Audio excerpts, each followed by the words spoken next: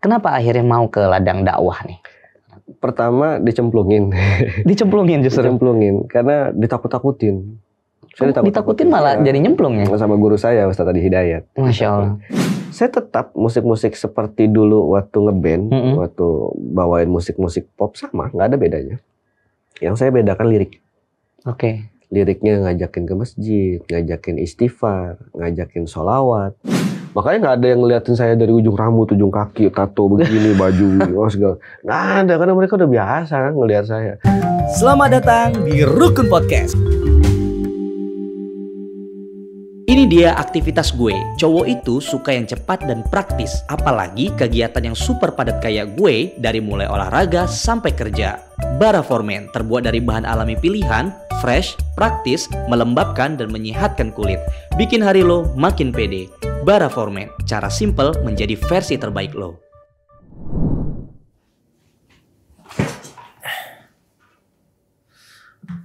Mas Sigit belum ada ya? Belum. Oh ya udah. Assalamualaikum sahabat Rukun. Sebelum kita berangkat ke studionya Mas Dewa, gue mau ngabarin nih kalau ada produk keren untuk membersihkan wajah bagi para pria. Ini dia nih, Bara Formen. Cara simpel dan efektif untuk para pria aktif di luar dengan menggunakan face wash dan face cream. Kulit tetap terawat, sehat dan fresh. Bahan-bahannya tuh berkualitas dan cocok untuk semua jenis kulit kalian yang gak mau ribet. Yuk beli produk Bara Formen di link yang ada di deskripsi di bawah ini. Tapi Anda pengen tanya Bang, justru ini ada muncul di komentar-komentar kita. Oh kasihan ya umat muslim gitu, umat Islam. Justru semakin sayang sama Tuhannya malah susah hidupnya. Ya, kira-kira yang lulusan SD sama yang lulusan S3 yang banyak ujian yang mana? S3. Ya. Yang lebih sulit S3. Ya, abis SD masuk SMP ujian lagi. Lebih sulit lagi. Mau lulus masuk SMA ujian lagi. Mau kuliah S1 ujian lagi. S3, S2 ujian lagi. Ujian terus. Lulusan SD habis ujian sekali selesai. Nggak ada ujian SMP, ujian SMA, ujian sarjana, nggak ada. Dan kalau kita tanya ya, mana yang lebih tinggi derajatnya, yang lulusan SD apa lulusan S3? S3. Logika. Itu mungkin kenapa di Quran dijelaskan bahwasanya orang-orang yang mencari ilmu dalam tanda kutip tidak hanya baca buku tapi hikmah tadi dalam kehidupan diangkat derajatnya. Yes. Itu diangkat derajatnya oleh siapa? Oleh Allah. Masya Allah. Maka dari itu dalam kita mengenal Islam, semakin kita meningkatkan keimanan kita dan pemahaman kita tentang Islam, kita akan lebih mencari hikmah. Apa sih dibalik semua kejadian yang terjadi pada hidup kita itu, kita akan cari hikmahnya. Masya Allah. Karena terlalu banyak ya yang disyariatkan atau bahkan disunnahkan oleh Rasulullah SAW, tapi kita belum paham hikmahnya. Contoh, bunuh cicak.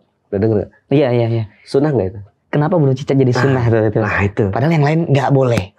Bahkan Islam itu nggak boleh bunuh semut loh.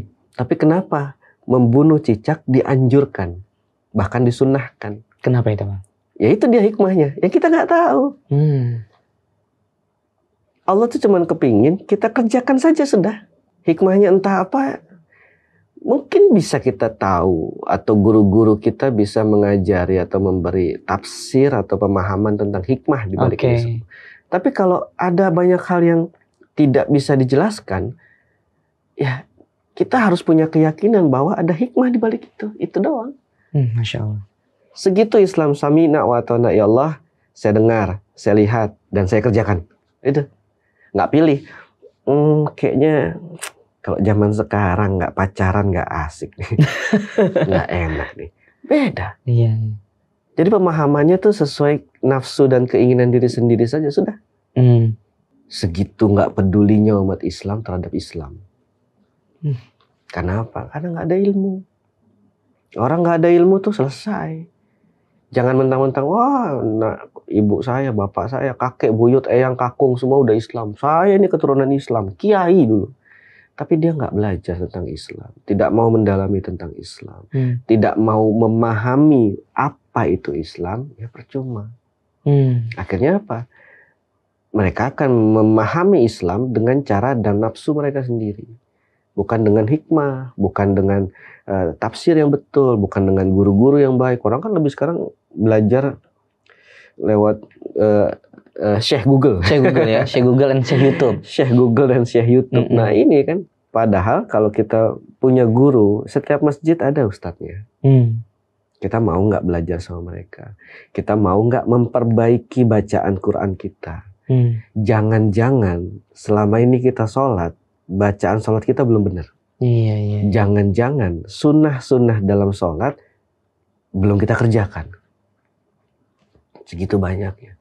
Padahal Islam ini, banyak yang Islam kok berat banget ya? Enggak, Islam tuh mudah. Ada aturannya semua, jangan bikin sendiri. Udah kan gitu, simpel kan?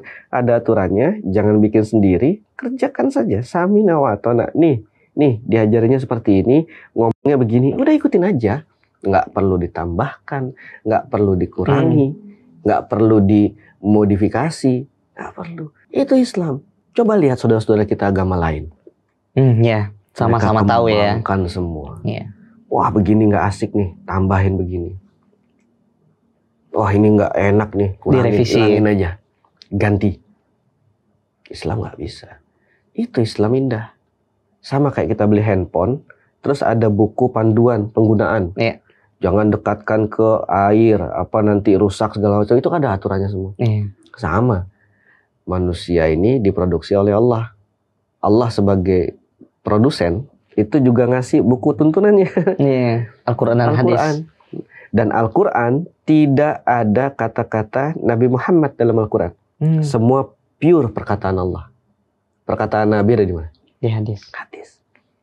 Coba bandingkan dengan kitab-kitab agama saudara-saudara kita yang lain selain Islam. Semua masuk ajaran guru ini, ajaran guru itu, ajaran orang suci ini, wah, masuk dalam satu kitab. Iya. Akhirnya apa? Kontradiksi, saling bertentangan. Dalam Islam nggak ada.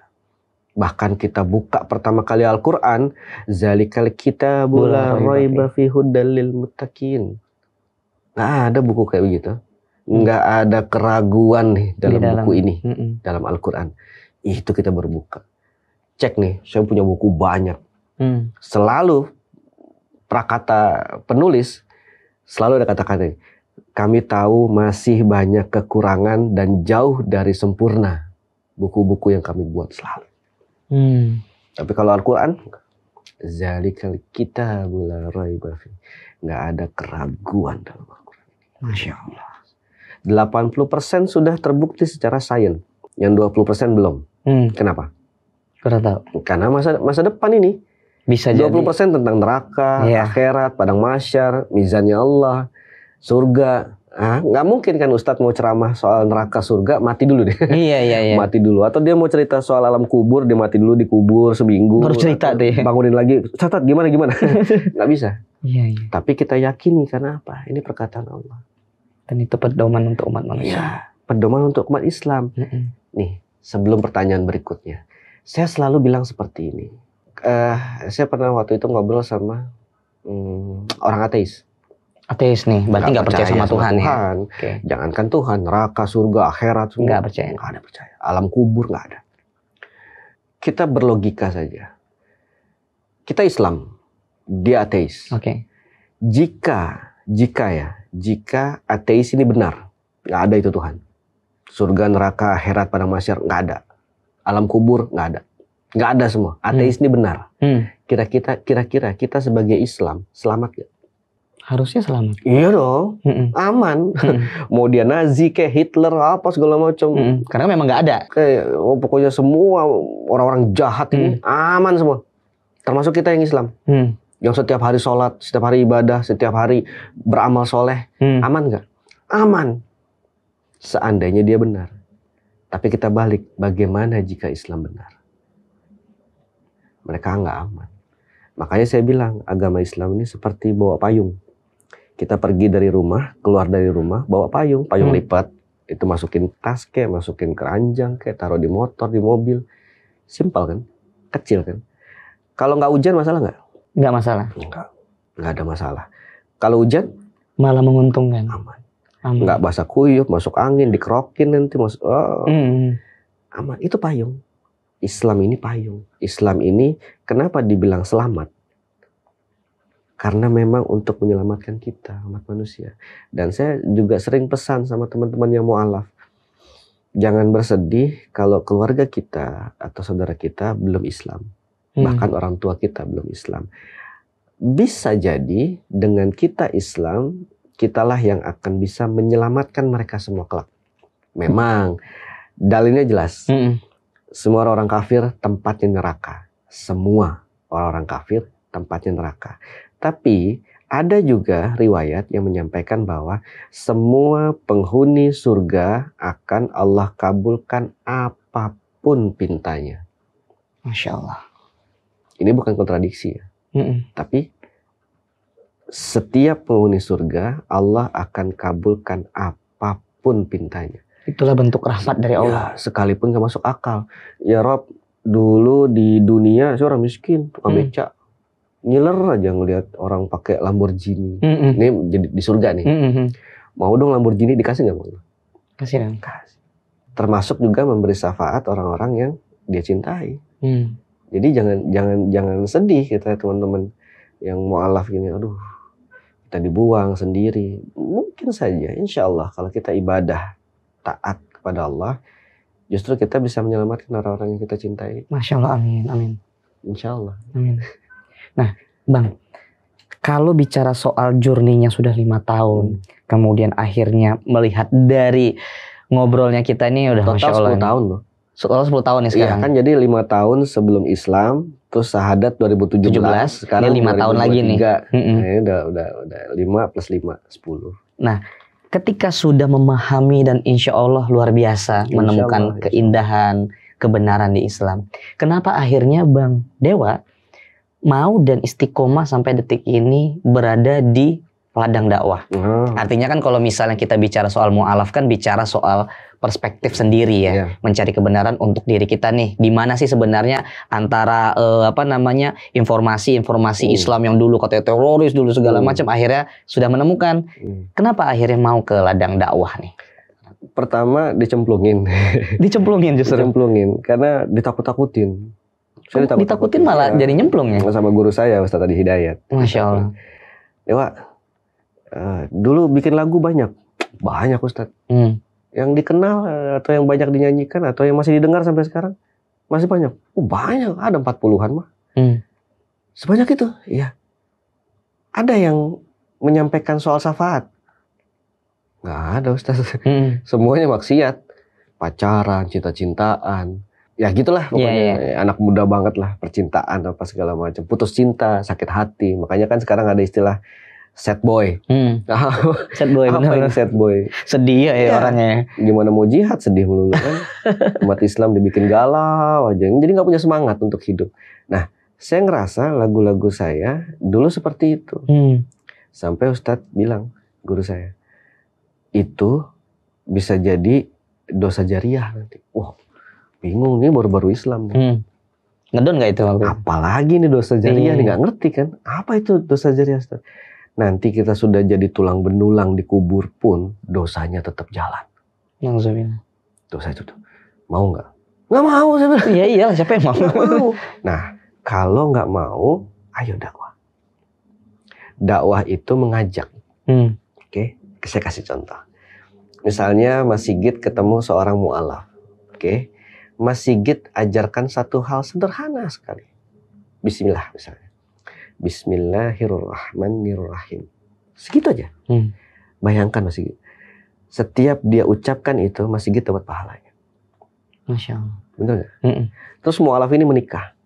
Istrinya diajarin juga Bismillah itu.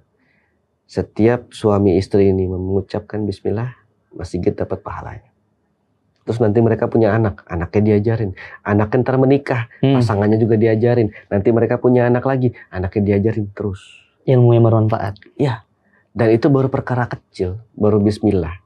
Gimana kalau perkara-perkara besar? Ngajarkan ilmu-ilmu yang lebih penting, kitab-kitab. Berdakwah, katakan saya di masjid, jemaahnya 100 orang. Satu orang saja yang mendengarkan dan menjalankan apa isi dari apa yang saya sampaikan, saya punya pahala. Mungkin tadi dia nggak pernah sholat, terus tiba-tiba, aduh, saya hijrah nih, harus bisa takwa pada Allah. Saya sekarang tidak mau meninggalkan sholat. 1 dari 100 orang, saya tuh sudah punya pahala jariah dari 1 orang ini. Bayangkan guru-guru kita yang sudah besar. Masya Allah. Ustadz Abdul Somad, 10.000 yang nonton. Nggak mungkin 1 yang ngikutin. 100.000 orang. Ceramah segitu banyak orang, mungkin ada 100 orang yang ikut, 500 orang. Masya Allah. Pahalanya. Dan pahala seperti itu ngegugurin dosa-dosa kita. Itu pertama. Jadi saya takut dosa jariah itu. Jadi saya berjalan dakwah ini sebetulnya ya itu takut dosa jariah tadi. Makanya saya kepingin dosa saya dihapuskan. Itu pertama. Kedua, saya ingin mengenalkan Islam kepada mereka. Jangan salah. Mereka ini kepada non-muslim. Non-muslim dan muslim. Paling mudah itu mengislamkan yang belum Islam. Paling susah mengislamkan yang sudah Islam. Iya, supaya apa? Supaya satu hati. Satu hati ini umat Islam bersatu. Ini kan yang penting. Bayangin, orang Islam saja ngelihat saya berjenggot gini, dia bilang, "Wih, jenggot lu panjang, lu kayak teroris." Itu orang Islam yang ngomong. Orang Islam. Coba bayangin, orang Islam. Mas Sigit ke mall ya, pakai gamis, pakai surban, terus bawa ransel. Di tengah lobi mall itu lempar tuh ransel sambil teriak Allahu Akbar. Itu diamankan itu pasti ya. Bukan hanya diamankan, sekalipun ustadz atau ustazah kabur juga. Itu hasil dari apa? Dari media mainstream yang menyudutkan Islam, mengkonstruksi pemikiran. Maka dari itu kita kenalkan Islam itu yang betul begini. Jadi nggak ada yang takut, nggak ada yang takut lagi dengan perempuan bercadar. Oh, ini istrinya Amrozi. Nggak seperti itu. Ada orang yang mengamalkan Islam secara taat sekali, nggak takut dia. Nggak takut, ini buat mereka pribadi. Islam rahmatan, jadi kita tahu dengan kita mengerti bagaimana Islam, kita kenalkan Islam kepada mereka. Karena saya suka punya prinsip begini. Mereka yang benci atau tidak suka dengan Islam, rata-rata dia nggak kenal Islam. Paling cuma kenal kulitnya aja ya. Atau secara nama. Atau dari media. Yang jelek-jelek aja. Islam. Jadi orang Islam tuh dibikin takut dengan istilah-istilah Islam. Poligami lah, jihad lah, apalagi. Digoreng terus tuh. Kisos lah, ya, khilafah lah. Takut semua. Bahkan saudara-saudara kita yang Katolik saja, mereka punya khilafah nggak? Punya, Vatikan. Oke. Apa kata pausnya kan semua ikut. Kenapa nggak dibahas? Kenapa nggak dilarang? Kenapa nggak ditakuti? Giliran baru ngomong khilafah ya. Khilafahnya belum ada sekarang. Baru ngomong khilafah. Ditangkap itu bisa jadi. Udah dianggap makar. Tidak Pancasila, tidak nasionalis, macam-macam. Bahkan itulah orang Islam takut dengan istilah-istilah Islam sendiri. Ini yang jadi bahaya. Maka dari itu kita kenalkan Islam. Nah, 2 jalan itu tuh. Saya mengenalkan Islam, kemudian saya mau hapus dosa saya. Saya mau ketemu saudara-saudara saya Muslim di seluruh Indonesia gitu. Senang ketemu mereka semua. Dan maaf ya, bahkan apa yang kita punya kita bagikan. Makanya kan kalau masih lihat di situ ada dus Al-Quran, karena kita bagi-bagikan Al-Quran. Kita jalan kemana nih, ke pelosok mana kita dakwah, bagiin Al-Quran. Ada rezeki duit ya kita kasih duitnya. Ini buat apa nih? Oh, ini kita nggak punya tempat wudhu nih, ayo bangunin. Walaupun masih minimalis, sederhana gitu. Yang penting sudah ada tempat wudhu. Karena saya pernah waktu itu di Kupang. Mereka cari air itu setengah jam untuk wudhu. Jadi ada yang dikirim pergi bawa ember, bawa apa, ngambil air buat wudhu. Hanya untuk wudhu? Iya. Coba. Setengah jam? Iya. Mending jalannya lurus gitu kayak kita nih. Gua nanjak turun, naik turun lembah, gunung gitu. Tapi akhirnya telepon lah teman-teman di Jakarta. Lo ada rezeki nggak? Ada. Kirim nih, kita mau beli pompa air. Oh, kirim teman-teman. WhatsApp kan, broadcast gitu. Masuk nih sekian juta. Ayo kita ke kota beli pompa air. Nggak tahu cara gali pompa, nonton YouTube. Nonton YouTube. Oh, pokoknya pakai ini. Ternyata ada yang bantuin juga kan. Ada saya punya besi ini. Udah jadi air. Jadi punya tempat wudhu. Senang mereka, senang. Coba segitunya, Mas. Jangan kita ngeliat di kota aja, masjid mewah-mewah semua. Di daerah tuh masjid miring ke kiri, nggak ada, alasnya itu masih tanah. Yang muazzinnya teriak, nggak ada sound system, teriak. Itulah tujuan saya dakwah. Jalan sana ke sini ngajak. Harapan paling besar ya dosa saya diampuni aja. Makanya saya tetap bermusik. Musik-musik saya ini, saya tetap musik-musik seperti dulu waktu ngeband, waktu bawain musik-musik pop sama, nggak ada bedanya. Yang saya bedakan lirik. Oke. Liriknya ngajakin ke masjid, ngajakin istighfar, ngajakin sholawat. Bahkan ada lagu saya tuh yang ngajakin nikah. Kan? Menikahlah karena Allah. Itu judul lagu kita. Masya Allah. Jadi, anak muda sekarang, apalagi umat Islam, takut nikah. Ntar, saya belum punya rumah, punya kendaraan. Insecure duluan. Bang. Belum punya gaji tetap. Berapa sih UMR kita? 4 juta, 5 juta. Rumah berapa sekarang? Ini ngumpulin sampai tua, muda, tua lagi, muda lagi juga nggak bakal kumpul. Iya. Itu jadi fenomena sih sekarang tuh. Padahal khawatiran anak muda. Ada malaikat yang kerjanya tuh megangin rezeki. Tahu nggak kapan ini rezeki sebanyak dan malaikat kecil gede? Gede. Bahkan riwayat itu banyak sekali yang Rasulullah SAW menyampaikan satu kepakan sayap malaikat saja ini menutupi langit. Itu gede banget kan? Malaikat itu. Banyak malaikat yang tugasnya tuh megangin rezeki, harta benda ini, rezeki. Pegangin terus. Tahu nggak kapan diturunin? Pada saat ada orang yang menyebutkan, saya terima nikahnya dan kawinnya Fulani binti Fulan dengan mas kawin, bla bla bla bla, dibayar tunai sah diturunin. Masya Allah. Itu kenapa banyak statement orang dulu ngomong kalau misalnya menikah itu rezeki keluar semua. Pintu rezeki. Nikah ibadah nggak? Ibadah. Sholat kita berapa lama? Ya nyampe 5 menit lah. 5-10 menit, 15 kalau kita tambah zikir sama doa. Iya. Puasa Ramadan berapa lama? 30 hari. 30 hari. Nikah selamanya. Itu dan bayangkan, itu ibadahnya. Setiap detiknya ibadah. Bercanda sama istri ibadah. Ngasih nafkah ke istri itu dihitung sedekah. Masya Allah. Coba bayangin. Bahkan maaf berhubungan suami istri saja itu sudah ibadah. Ibadah setiap detik seumur hidup. Terus orang mau, terus anak muda kita umat Islam bilang nanti belum siap nikah. Kan gendeng kayak gitu. Udah rezekinya banyak, kesempatan ibadah sampai seumur hidup. Tiap detik itu pahala terus. Ribut ada. Nabi pun pernah ngomel-ngomel, Aisyah pernah marah-marah sama Nabi. Ya rumah tangga wajar ada seperti itu. Tapi dibandingkan dengan nilai ibadahnya lebih banyak nilai ibadah. Masya Allah, alhamdulillah sudah menikah. Alhamdulillah. Makanya belum. Ini yang depan-depan muka jomblo. Buruan, buru kiamat. Itu yang kadang-kadang kita dakwah tuh hal sederhana kok. Masya Allah. Bukan ayo jadi hafiz Quran. Bagus. Ayo sekolah di Libya biar kayak Ustadz Abdul Somad. Bagus. Tapi dakwah sederhana mengajak orang-orang yang kita kenal untuk jadi taat kepada Allah itu lebih indah. Tadi bicara soal perjalanan hidup Bang Dewa menemukan Islam dan insya Allah sekarang masuk di wilayah dakwah ya.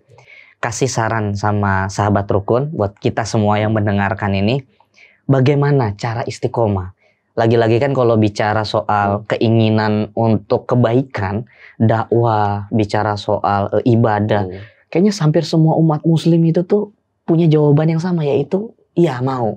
Nah tapi untuk konsistensi, nah, itu bicara istiqomah yang seperti antum insya Allah lakukan sampai detik ini udah 10 tahun nih. Insya Allah. Gimana ketika lagi titik terendah, atau ketika lagi ada masalah, ketika lagi banyak goncangan, ketika ujian dakwah ini kan gak mudah.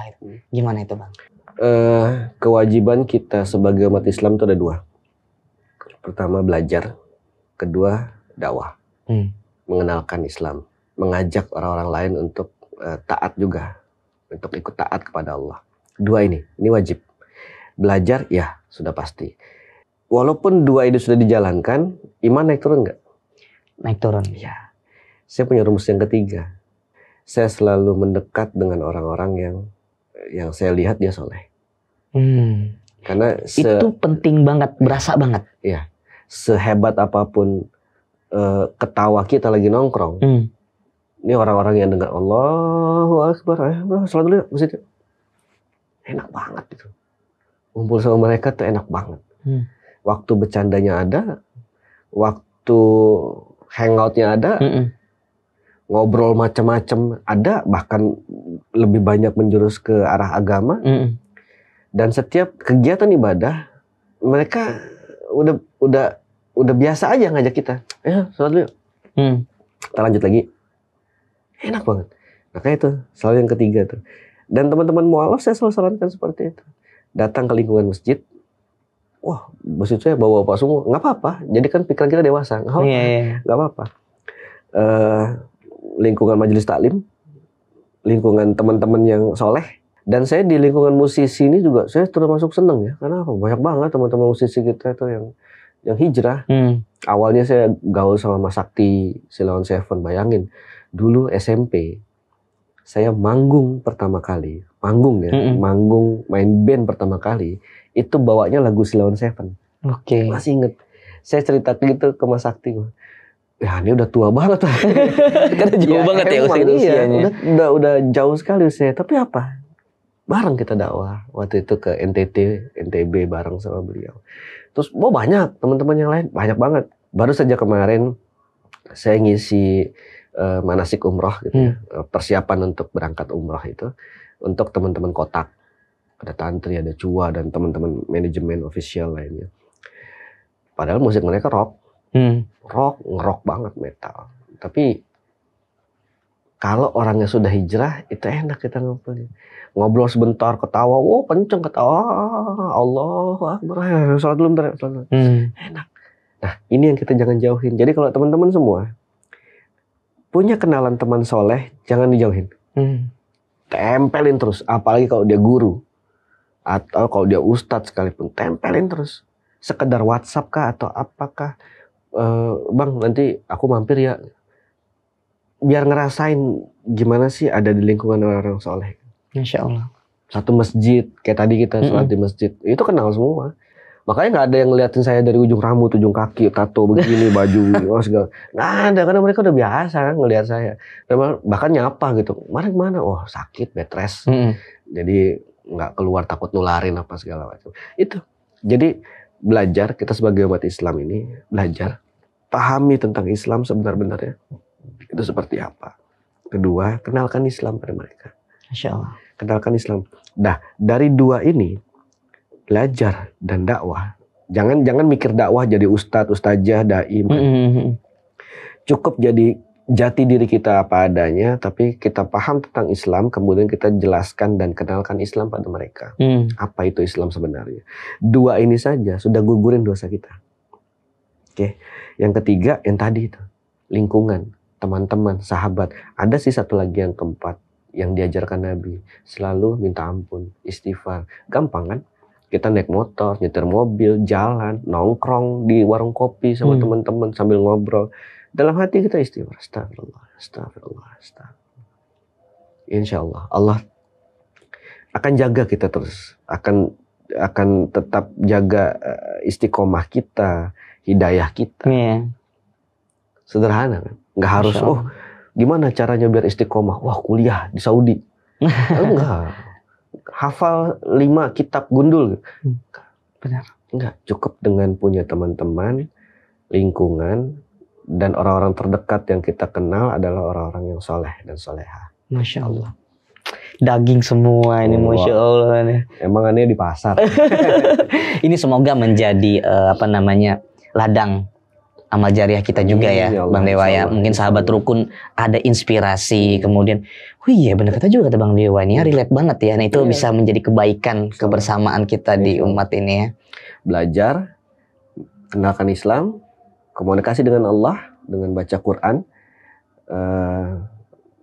cari lingkungan dan teman-teman yang bisa mengajak kita kepada kesolehan, banyak berzikir, minta ampun. Insya Allah. Saya selalu menyarankan kepada teman-teman gitu, saya punya masalah bang, saya punya kesulitan bang, saya punya ini, punya itu, gimana ya solusinya? Istighfar.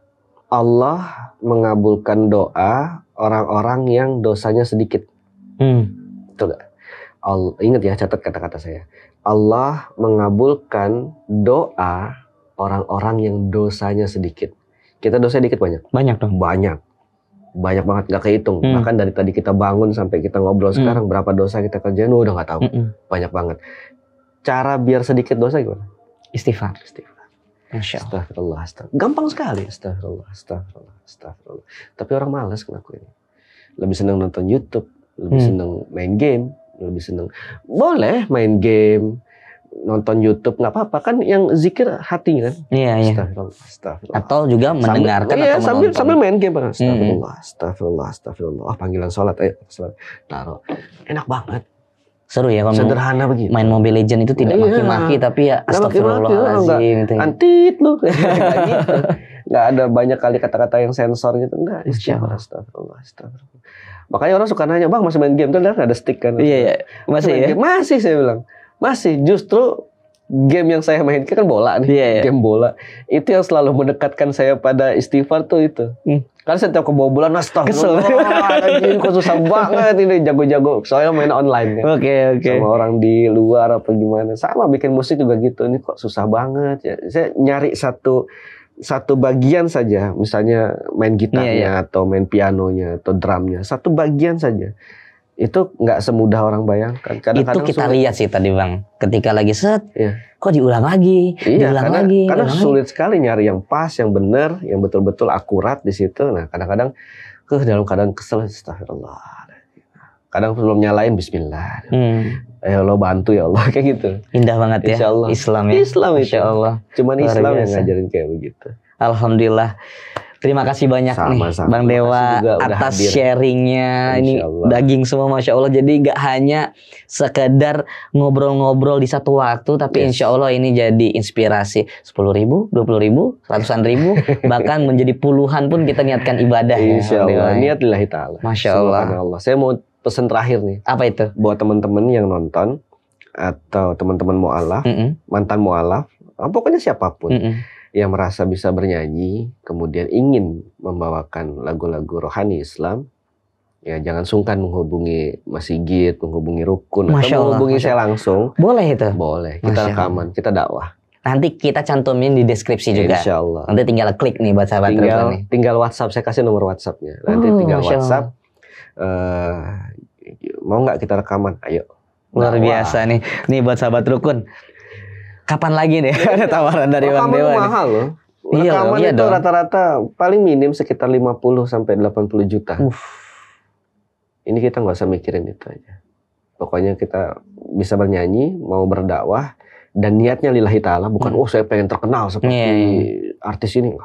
Lillahi ta'ala, bismillah, saya mau nyanyikan lagu-lagu dakwah. Masya Allah. Lihat di deskripsi, langsung klik nih. Masya Allah. Insya Allah. Terima kasih banyak Bang Dewa. Sama-sama insya Allah. Mampir lagi. Abis ini kita kapan kita ke Rukun Indonesia nih studionya. Boleh. Kita nanti ngobrol selanjutnya.